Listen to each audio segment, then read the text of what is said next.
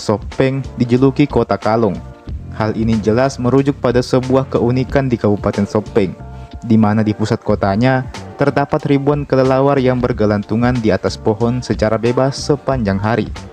Jadi memang sangat cocok untuk Sopeng dijuluki sebagai Kota Kalong, karena pemandangan ribuan kelelawar ini mungkin cuma ada di Sopeng. Kapan? Kayaknya, mungkin. Atau tuh kak. Yang ke-13, Kota Parepare. Kota Parepare sendiri menjuluki dirinya sebagai kota cinta Habibie dan Ainun. Hal ini merujuk pada sosok Habibie yang merupakan Presiden ketiga Republik Indonesia yang memang lahir di Parepare. Kota cinta Habibie dan Ainun nampaknya disematkan karena masyarakat Parepare terinspirasi dari kisah cinta Habibie dan Ainun yang difilmkan. Yang ke-14, Kabupaten Wajo.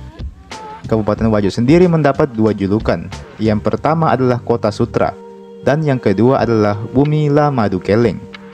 Dijuluki Kota Sutra karena daerah Wajo memang dikenal sebagai daerah penghasil sutra.